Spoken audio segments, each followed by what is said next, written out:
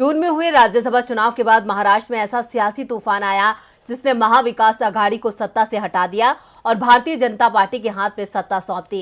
लेकिन बीजेपी को मिली ये खुशी ज्यादा दिन तक टिकने वाली नहीं है और इसके संकेत दिए हैं एक तस्वीर ने।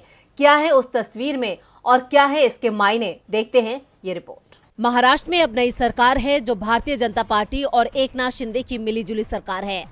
सत्ता सुख पाने के लिए ये दोनों साथ तो आ गए, लेकिन अब कब तक साथ रहेंगे ये बड़ा सवाल है, क्योंकि नई सरकार ने जब से सत्ता संभाली है तभी से बीजेपी और शिंदे गुट के बीच मनमुटाव की खबरें आ रही हैं।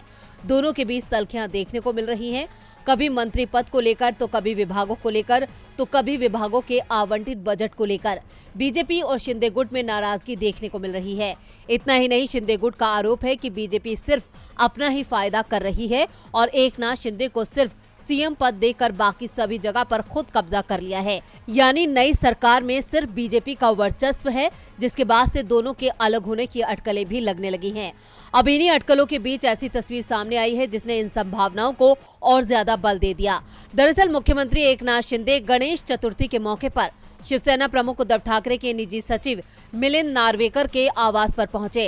हालांकि उनका कहना है कि वो भगवान गणेश की पूजा करने के लिए नार्वेकर के आवास पर गए थे, लेकिन मुख्यमंत्री के नार्वेकर के घर जाने के कई मायने निकाले जा रहे हैं, क्योंकि नार्वेकर उद्धव ठाकरे का करीबी माना जाता है।